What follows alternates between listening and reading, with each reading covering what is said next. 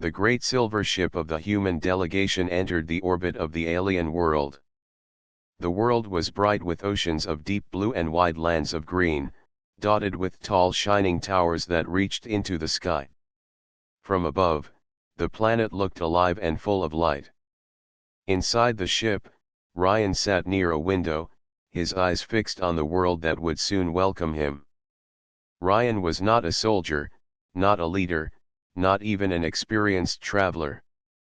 He was the youngest member of the human team. His role was simple. He was a translator who had studied the alien language for years on Earth. Others in the team had political power, military knowledge, or skills in science. Ryan only had his words and his hope to help in the talks.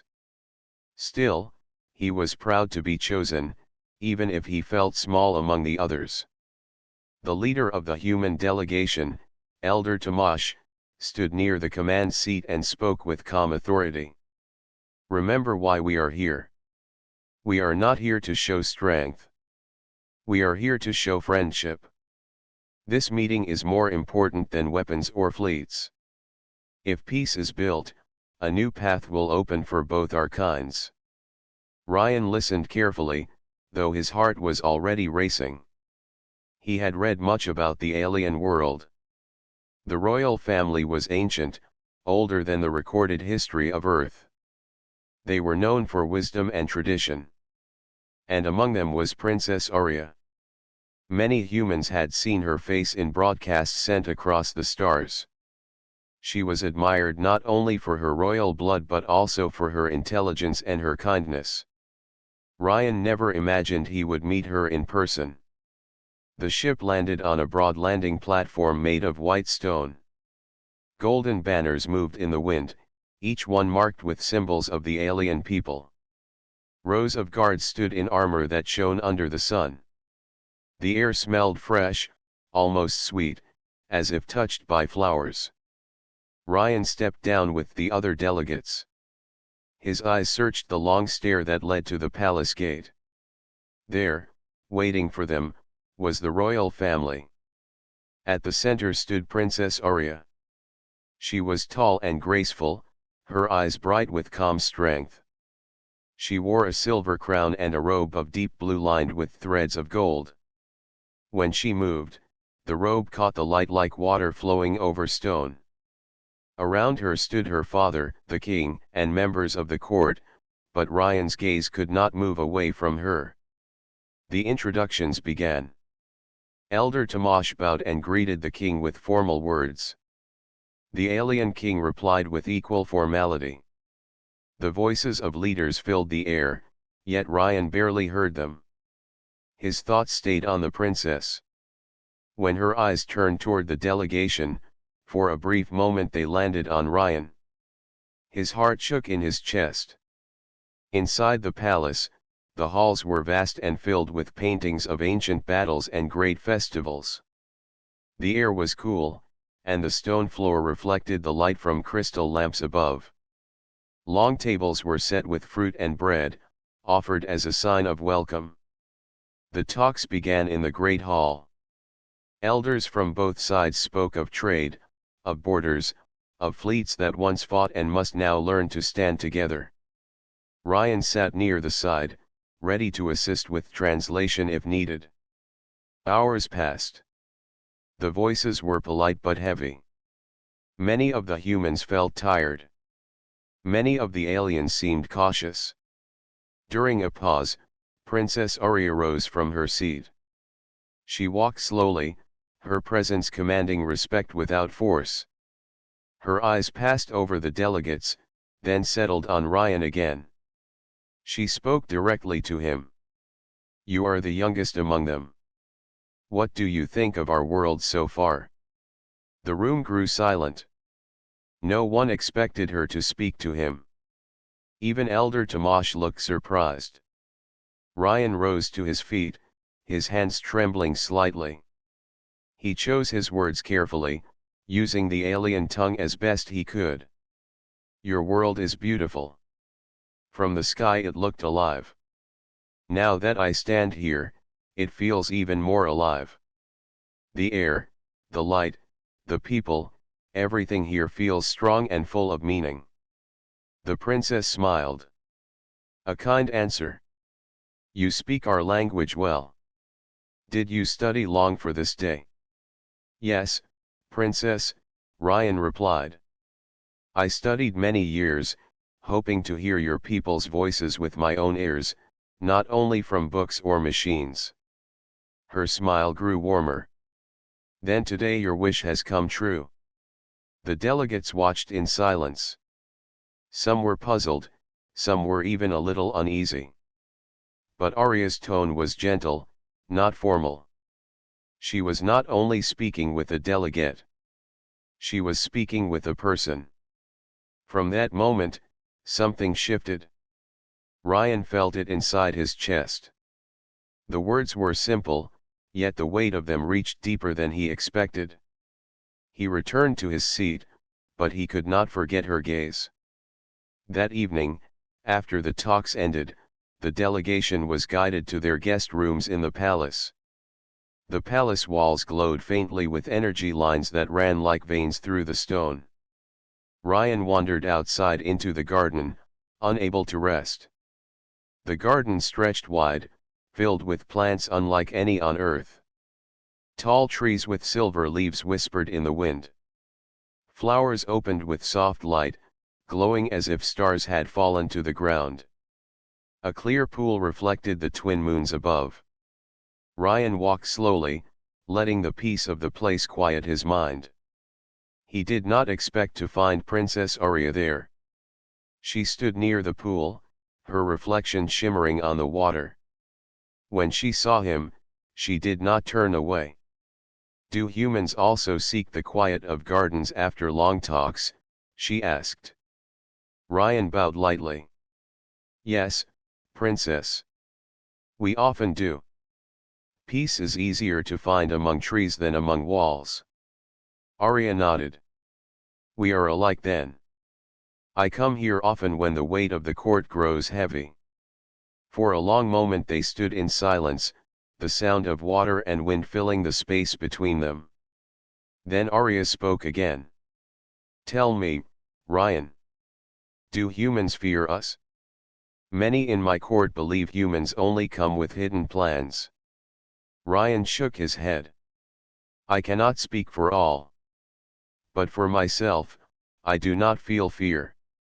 I feel respect. Your people have lived longer, seen more, built more. Humans still stumble, still learn. But we wish to stand as friends. Arya studied him closely. You speak with honesty. Few in my court do the same.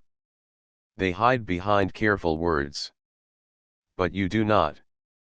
Ryan lowered his eyes, unsure if it was proper to meet her gaze too long. Yet he felt a strange warmth, a closeness he could not explain. He wished to speak more but feared saying too much. Arya turned back to the water.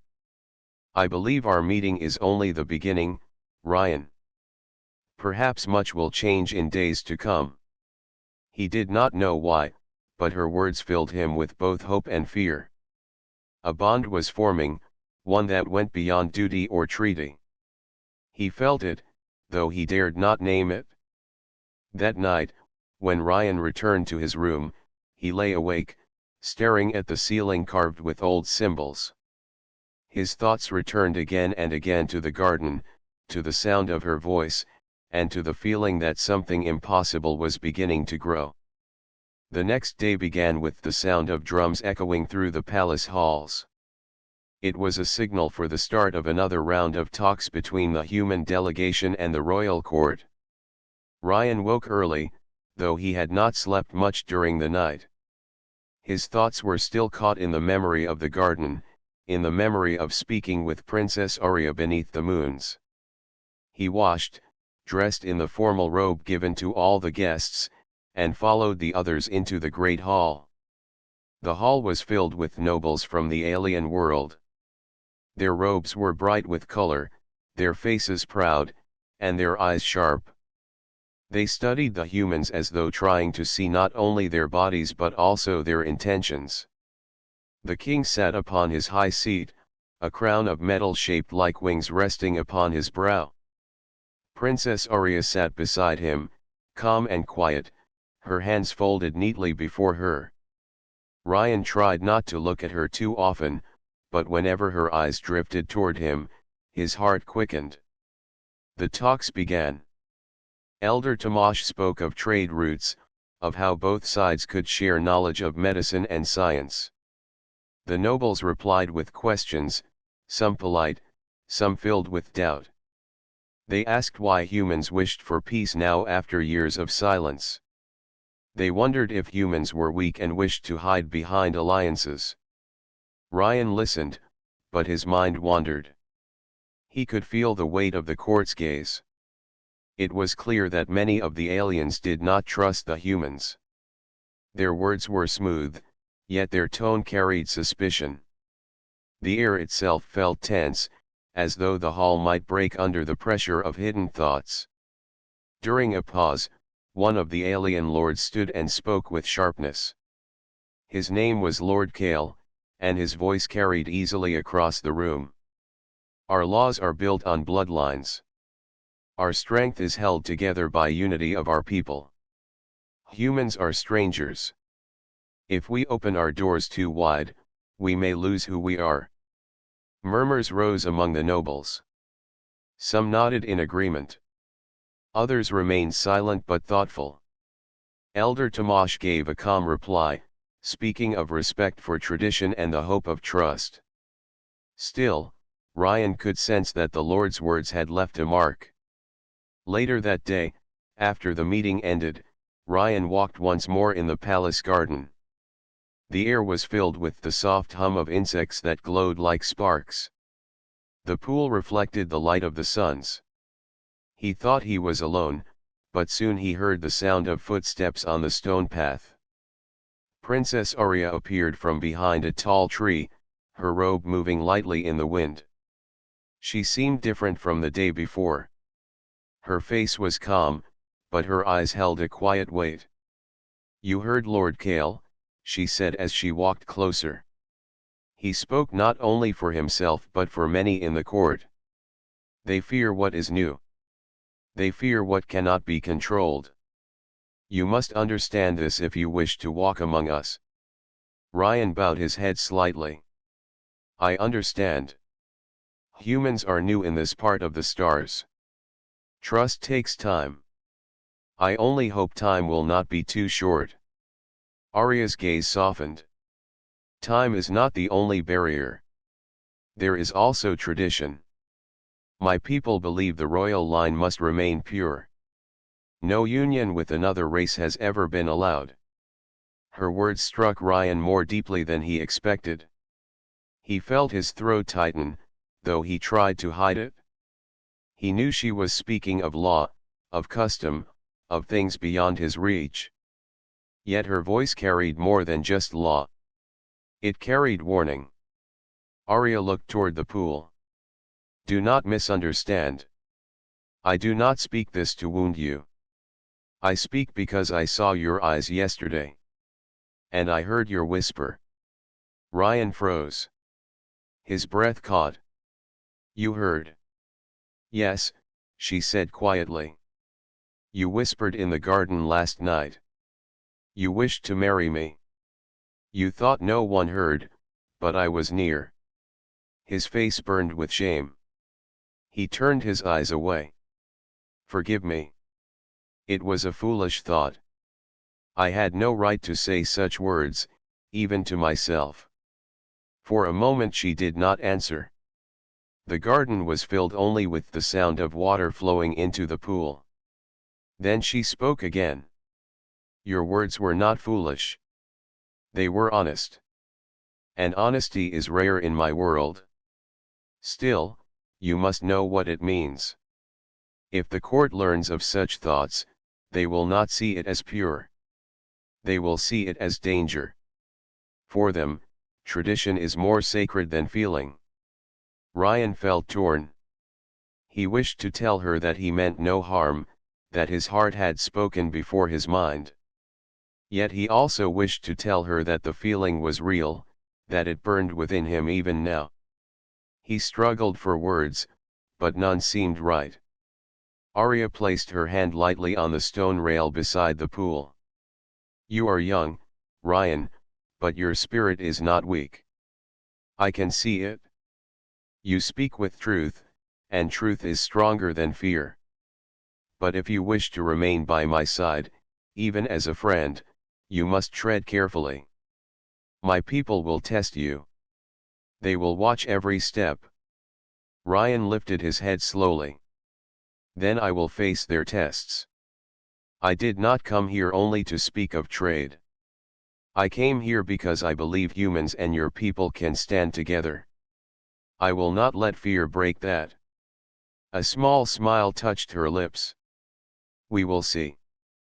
The days ahead may bring more trials than you expect." Before Ryan could answer, the sound of voices came from the far side of the garden. Guards were approaching. Arya straightened her robe, her calm mask returning. When the guards arrived, she was once again the perfect princess, graceful and untouchable. Ryan bowed and stepped back, hiding the storm that still raged within him. That night, as he lay in his room, he thought of her words. She had heard his whisper. She had not rejected him with anger, but she had spoken of tradition and danger. His heart was heavy with both hope and fear. He knew he must be careful, yet he also knew he could not silence the feeling inside him. The next morning the delegation was taken to witness a royal ceremony. The nobles gathered in a grand hall filled with banners of red and gold.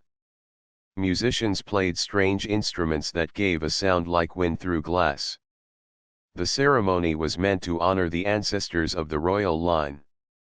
Ryan watched as Arya stepped forward to light the ceremonial flame.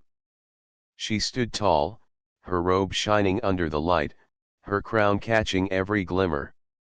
The nobles bowed deeply, chanting words of respect. The scene showed clearly how much tradition meant to her people. In that moment Ryan understood more fully the wall that stood between them. Yet even as he watched, Arya's eyes lifted for a brief instant. They met his, and though it was only a heartbeat, the meaning was clear. Behind the mask of duty, she still remembered the whisper. When the ceremony ended, Lord Kale spoke again, this time in the open hall.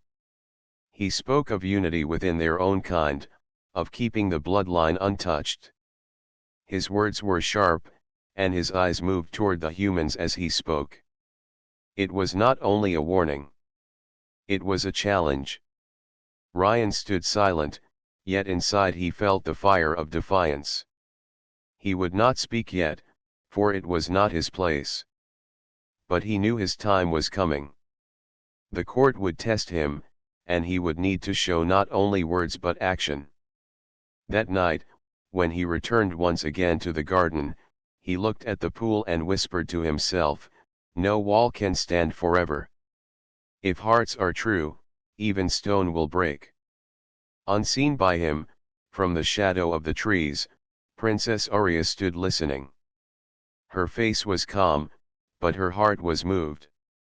She turned away, her steps quiet, her thoughts full of questions she had never asked before.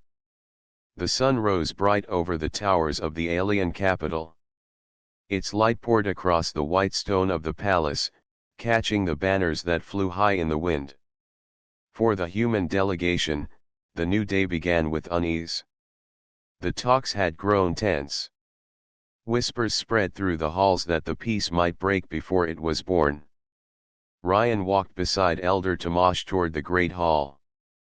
He felt the air heavy with hidden fear. The nobles did not smile. Their steps were sharp, their words sharper. Even the guards seemed restless. Ryan's heart was uneasy. He knew that Lord Kale and his allies were pushing against any hope of unity. When the council gathered, the king raised his hand for silence. His voice was strong, yet touched with concern. "There are those among us who say peace cannot last. There are those who claim humans cannot be trusted. Last night, word reached us that raiders from the outer worlds have attacked one of our border stations. They left nothing but ruin. This cannot be ignored. The hall broke into voices. Some nobles shouted for war. Others called for calm. The humans stood silent, their faces pale. Elder Tamash stepped forward and bowed. If raiders bring harm, we will not turn away. Let us join you in stopping them. Humans do not seek to hide from danger. We wish to stand beside you. Lord Kale rose at once. His robe of black and silver flowed behind him like a shadow. His eyes burned with sharp fire. Fine words. But words do not fight battles. If humans claim they are strong, let them prove it. Let them face the trial. If they succeed, perhaps they are worth trust. If they fail, let all see their weakness. The court murmured. Some nodded. Some looked doubtful. Elder Tamash frowned, but he did not speak. The king's gaze shifted to Ryan. You are the youngest among them. Would you face such a trial? The question struck Ryan like a storm. His hands shook, but he lifted his head. If my people must prove themselves, then I will stand. I will not step back. The hall grew silent. Some looked at him with pity. Others with curiosity. Arya's eyes widened, and though she kept her face calm, her heart raced. She wanted to speak, but she could not. Tradition bound her. The king nodded. Then the trial is set. At dawn tomorrow, you will face the challenge of the Cavern of Echoes. Few have entered, fewer have returned. There you will show if the spirit of humanity is truth or only sound. The court broke into voices again, but Ryan barely heard them. His mind was fixed on what lay ahead. He returned to his chamber that night, his thoughts heavy. Arya came to him in secret. She wore no crown, only a simple robe of blue. Her steps were quick, her voice hushed. Do you know what the Cavern of Echoes is, Ryan? He shook his head. No. Only that it sounds like death. Her eyes softened. It is a place of trial, but also of spirit. The cavern is filled with shadows that take the form of fear. Those who enter must face themselves. If their hearts are false, the cavern consumes them. If their hearts are true, they may find the path and return. Few succeed. Even among my people, many fail. Ryan felt his chest tighten, yet he met her gaze. Then I will face it. Not for pride. Not for myself. But for the hope of peace. If I fall, let it be trying. Arya stepped closer, her voice trembling though she tried to steady it. You carry more weight than you know. If you fail, Kale will use it to close every door between us. If you succeed, it may open more than peace. He looked at her, and though he wanted to speak of the whisper in his heart, he held back. He only said, then I will not turn away. At dawn the next day, the delegation and the royal court gathered outside the palace. The Cavern of Echoes lay beyond the city, in a mountain range dark with stone and mist. The journey took hours, the road winding through forests and across rivers that glowed faintly in the morning light. When they reached the base of the mountain, the cavern mouth stood like a black wound in the rock. Its edges were sharp, its depths dark. A cold wind blew from it, carrying with it a sound like distant voices. The king raised his hand. Enter, Ryan of Earth. Face what waits inside. None may follow. Only you. Ryan stepped forward. His legs felt heavy, yet he did not falter. He looked once at Arya. Her eyes held fear, but also faith. That faith gave him strength. He entered the cavern. The light from outside faded at once. Darkness wrapped around him, and the sound of voices grew louder. They echoed against the stone, rising and falling like waves. The ground beneath his feet was rough. The air was cold and damp. As he walked deeper, the voices grew clearer. They began to shape words. At first they were whispers, then they grew sharp. You are weak. You are a child. You do not belong here.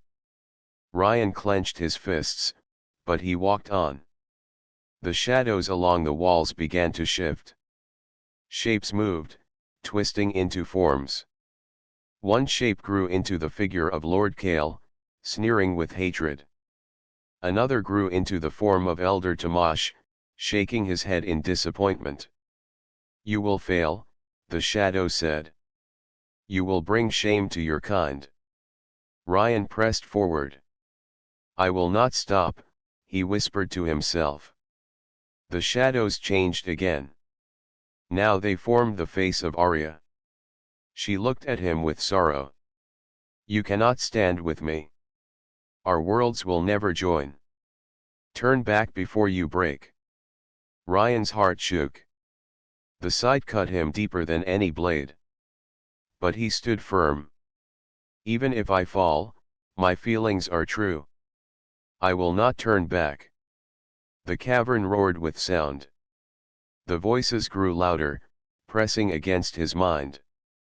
The ground shook, and a great shadow rose before him. It took the shape of a beast, tall as a tower, with eyes burning red. Its breath filled the cavern with heat. The beast roared, and the sound was like thunder. It charged at him. Ryan felt fear strike him, but he did not run. He grabbed a stone from the ground and raised it high. You are nothing but fear. I will not bow.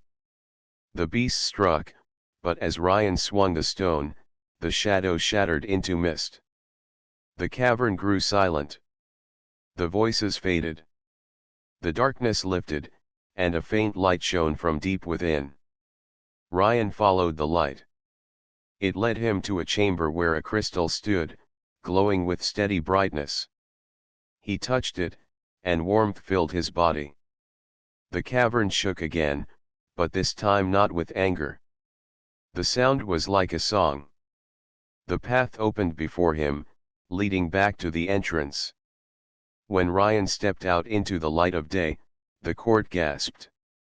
His robe was torn, his hands cut, but his eyes burned with strength. He carried no weapon, only the glow of truth in his face.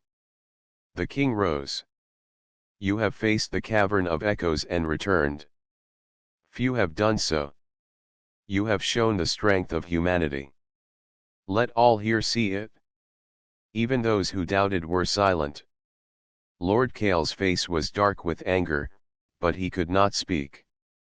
The trial was sacred. Its result could not be denied.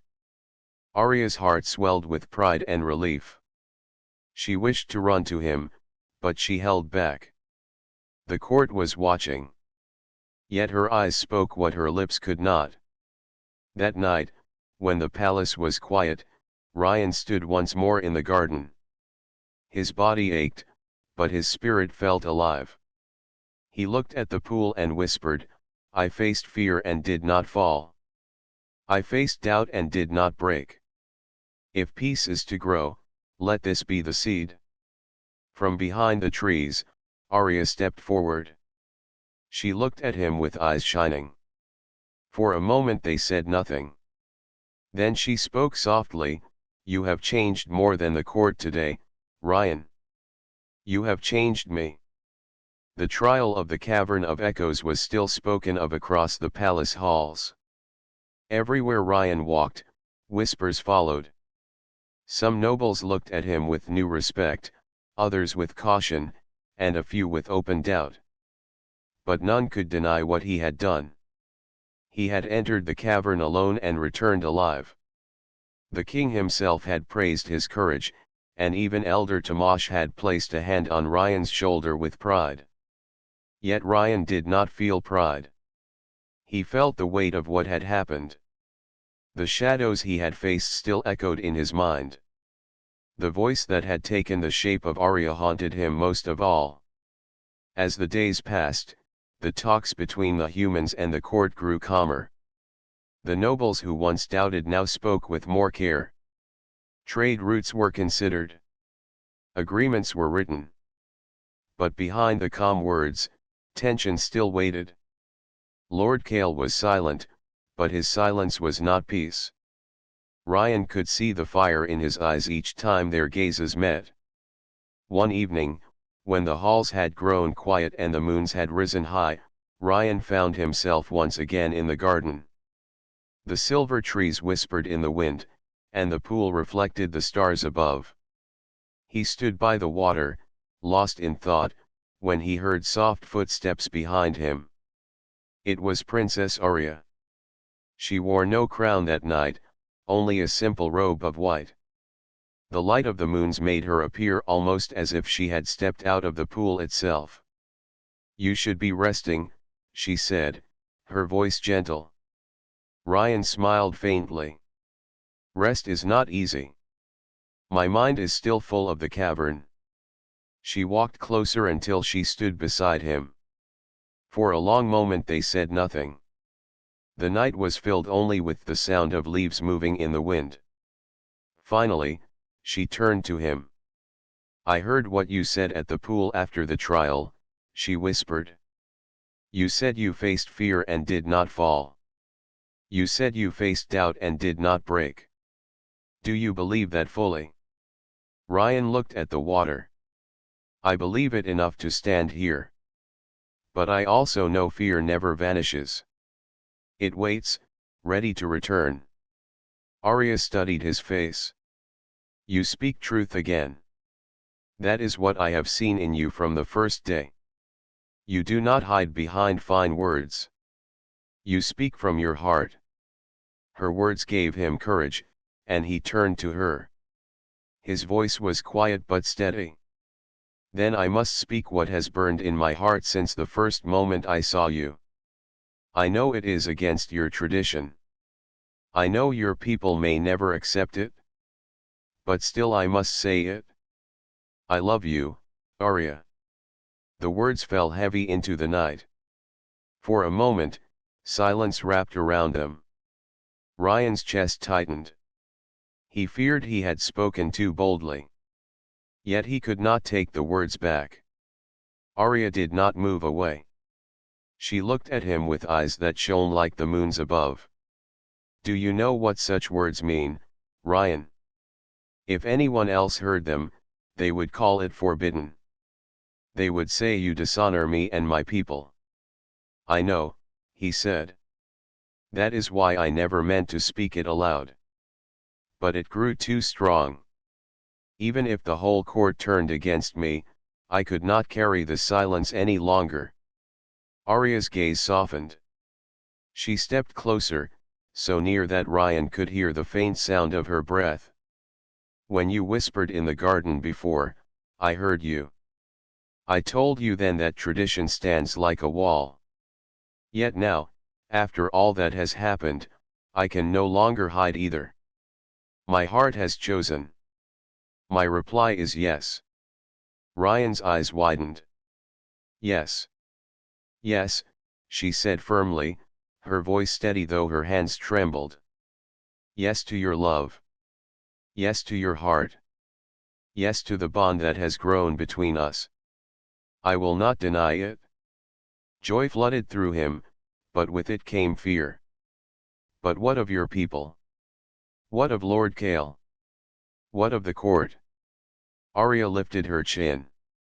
"Let them speak. Let them argue. A life without truth is not life. If I must stand against tradition, then I will stand. You faced the cavern and proved that fear can be broken. I will face my own cavern now." Ryan felt his throat tighten. He wished to hold her, but he dared not in the open garden. He only bowed his head and whispered, "Then whatever storm comes, we will face it together." For a time they stood side by side, gazing at the pool, their hearts bound by words stronger than any chain. The following day, the tension in the palace grew.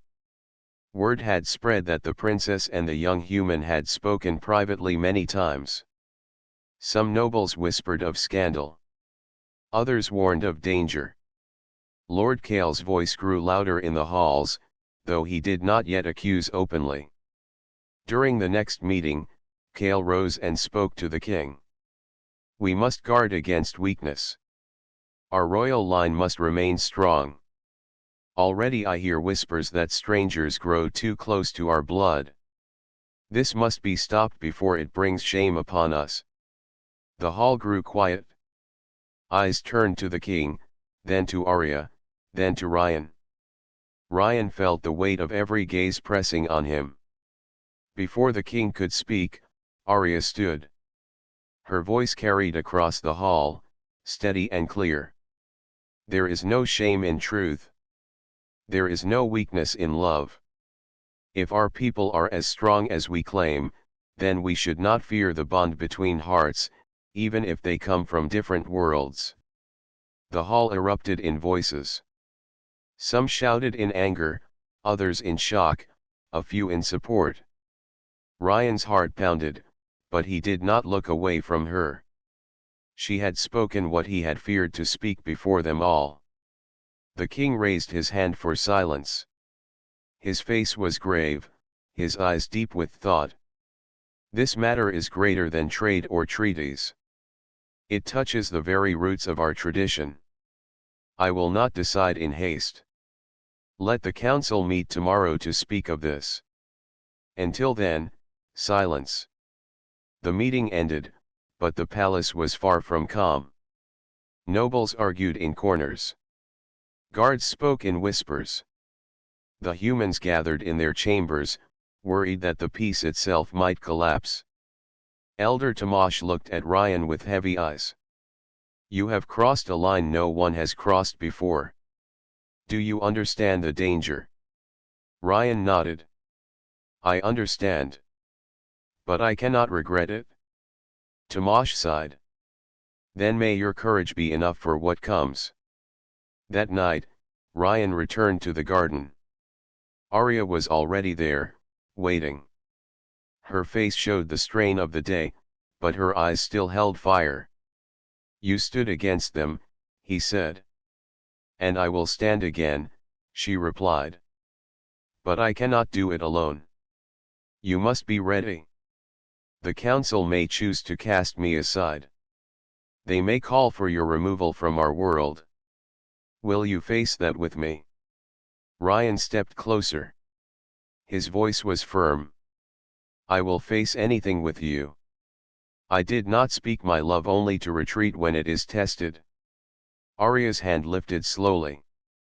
For the first time, she let her fingers touch his. The touch was light, almost like the brush of wind, but it sent warmth through both of them. "Then whatever tomorrow brings," she whispered, "we will face it together."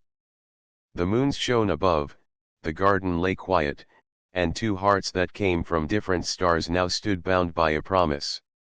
The storm was near, but neither turned away. The council chamber was filled to its highest seats.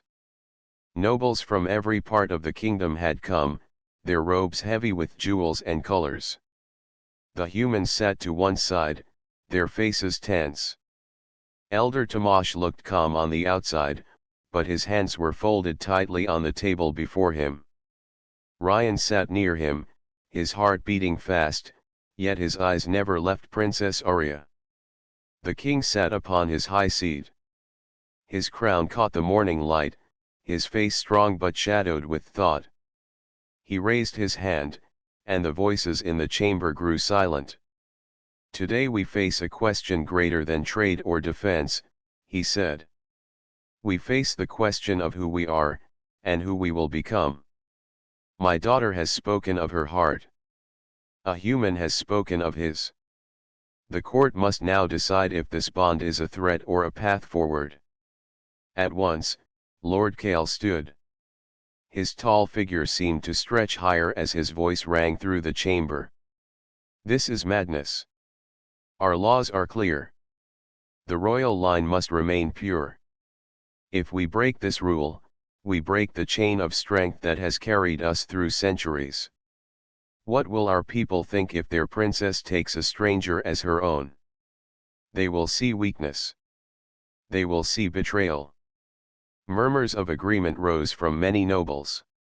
Others stayed silent, unsure. Arya stood then, her robe of silver and blue flowing behind her. Her voice was calm but strong. Our people call themselves wise. Yet what wisdom is there in fear? What strength is there in chains that bind the heart? If our bloodline is so strong, then it will not shatter by sharing with others. If our traditions are so pure, then they should be able to grow, not crumble. I have chosen with my heart, not because I reject my people, but because I wish to guide them into a new future. If love cannot be honored, then what honor do we truly have? Her words filled the chamber. Some nobles lowered their eyes, troubled by her challenge. Others shook their heads. Ryan then rose. He knew it was not his place, but his voice came firm and steady. I am not of your people. I am human. Yet I have walked your halls, I have faced your trial, and I have seen your strength. I do not ask to take anything from you. I ask only to give. I give my loyalty, my courage, and my heart. If that is called weakness, then I will carry it proudly. But if you allow it, it can be a bridge between us. Not a chain, but a bond. For a long moment, the chamber was filled with silence. Then one noble stood, an elder with white hair and eyes that glowed with wisdom. His voice was slow but firm. I have lived through wars. I have seen blood spilled for the sake of pride. Yet pride never built peace. What I see in these two is not weakness. It is courage. I will not stand against them. Another noble rose in support, then another. Soon voices began to argue, some for, some against. The chamber shook with debate. The king lifted his hand again, and slowly the noise died. I have heard enough, the king said. Tradition is the root of our people. But even roots must grow, or they wither. My daughter has spoken with truth. The human has shown courage. I will not forbid what is born of honor. If they choose each other, then let them be bound. Not only for themselves, but as a symbol of what may come when two worlds stand together. Gasps filled the chamber. Some nobles bowed their heads in respect. Others turned away in anger. Lord Kale's face darkened, but he could not speak against the king's word. The decision was final. That evening, the palace was alive with light. Banners of both human and alien colors hung side by side. The great hall was filled with music, food, and voices. The announcement had spread across the city, and many common people gathered outside the palace gates, cheering not in anger but in celebration. Ryan stood in the hall, still in disbelief. Arya walked beside him, her hand lightly resting against his arm. Her smile was bright, her eyes full of calm strength. She looked at him and whispered, "Now the path begins." The ceremony was simple yet filled with meaning. The king placed a new crown upon Arya's head, a crown shaped not only of her people's design but also lined with a small band of Earth's metal, gifted by the humans. It was a sign of unity, a symbol of trust. Then, before all the nobles and guests, Arya turned to Ryan. Her voice was clear and steady. I give my word before my people and before the stars. I choose you, Ryan of Earth, not as a stranger but as one with me. Ryan's voice trembled, but his heart was strong. I give my word before your people and before the stars. I choose you, Uriah of the royal line, not as a distant dream but as one with me. The hall erupted in voices. Some shouted with joy, some with shock. But the sound of celebration outside the palace grew louder, and soon the voices inside could not hide it. The people had chosen to cheer. The people had chosen hope. In the days that followed, stories of the bond spread beyond the capital. Messengers carried the news to distant worlds. Some allies welcomed it with open arms.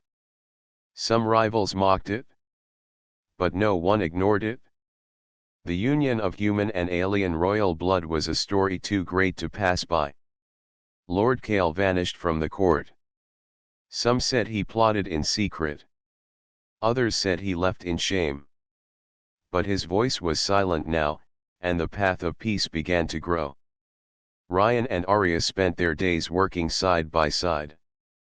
They spoke with both human and alien leaders, building plans for shared schools, for trade that crossed the stars, for fleets that would protect both peoples together. They faced resistance, but they also found support. Where one wall stood, two voices together could break it. In the gardens, where their bond had first grown, they often returned. There they found peace among the silver trees and glowing flowers. They spoke not of duty, but of dreams. I never thought I would stand here, Ryan said one evening, as the twin moons rose above the pool. I thought I would always be the boy who spoke too little, who felt too much. But now, here with you, I feel as if the stars themselves have opened. Arya smiled. Perhaps they have. Perhaps they waited for us to see that distance is not as strong as hearts. As the years passed, their union became a story told across worlds. Children grew hearing the tale of the human who faced the cavern of echoes and the princess who chose love over fear. It became a legend, not of rebellion, but of hope. The legacy of Ryan and Arya was not written in stone or in laws alone. It was written in the lives they touched, in the bridges they built, in the voices that no longer shouted in war but spoke in peace. And though challenges never ended, though storms still rose, they stood together. Not as human and alien, not as translator and princess, but as two hearts bound by courage.